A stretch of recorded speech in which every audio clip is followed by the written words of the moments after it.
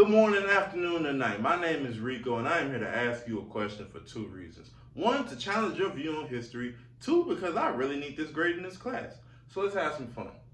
I want you to ask yourself, when did the Civil Rights Movement start? Now, a simple Google search may say that the Civil Rights Movement started around 1954, but I am here to say that Google is wrong. Shocking, I know.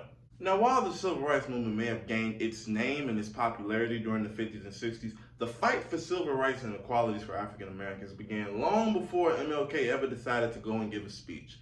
I would like to believe that it started around 1910. Now, I'm sure somebody out there asking, what in the world would have made him pick a time 44 years before when Google says as the catalyst for the Civil Rights Movement? Let me break it down to you. 1910, depending on which historian you ask, was the beginning of the Great Migration. And for those who may not be educated on what the Great Migration is, it is single-handedly the biggest reason it is this many black folks up north. Let's talk about it. It is. The Civil War has ended. The Emancipation Proclamation has been signed. It is now illegal to own slaves in the United States. African Americans are free. But as many of us already know, not the happiest time to be black. Following a short period of time called the Reconstruction era, in which the United States was working to help reintegrate the South back into the country after the South had mostly seceded to fight against the North in the Civil War, white supremacy was at an all-time high. The Jim Crow era had become the law of the land by the 1870s, and white people were using it to the full advantage. Separate water fountains, separate schools, separate everything. And no longer under the veil of protection that they would have been if they were still considered property. Now African Americans are being targeted, murdered, bullied, raped, lynched into submission. Also, working in the fields that they were working on 20, 30 years earlier as slaves, now as employees under the same people who owned them not that long ago for pennies on the dollar. But just like war can get us out of slavery, war can also get us up to the north. 1914 saw the start of World War I in Europe. It also saw the dramatic cut in European immigration to America.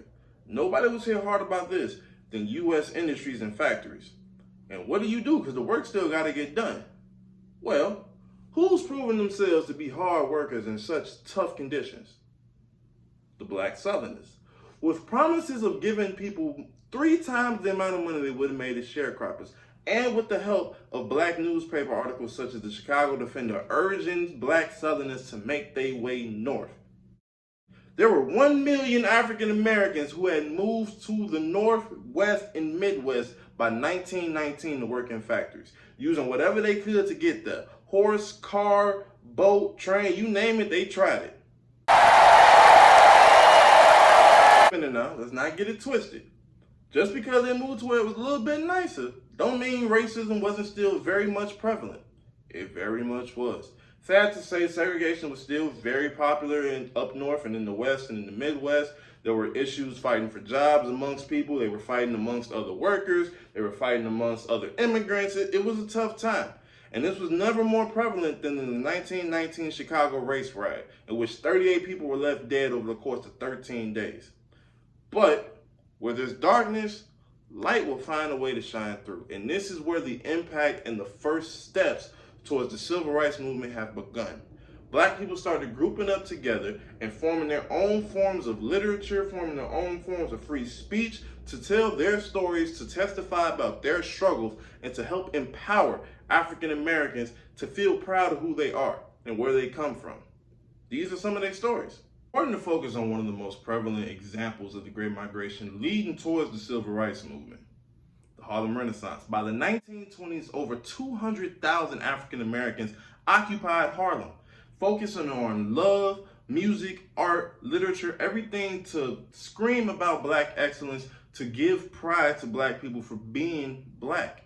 Some of the most prevalent people: Louis Armstrong, Langston Hughes, Duke Ellington, many more. Most of these people had been influenced by W.E.B. Du Bois, who was one of the most influential figures in getting people to come from the South to the North to change their lives around. While it's important to remember that the Civil Rights Movement did in fact start in the South, I personally believe it's more of an example of a trickle-down effect. The blacks who were brave enough to take their family, uproot their entire life, to move up north into an unknown land, to people who still didn't care about them due to the color of their skin, who were working dangerous jobs and dangerous environments just for the chance and the opportunity to provide a better life for their families, were the first footstep in establishing what it meant to be black, having pride in who you are as a person, as a race, as an ethnicity. People like Langston Hughes, Billie Holiday, Duke Ellington, their music, their art inspired people to take note and inspired people to feel proud of who they are. This inspires the Martin Luther Kings. This inspires the Malcolm X's. This inspires the Muhammad Ali's of the Civil Rights Movement. Without that, I'm not saying we're not free.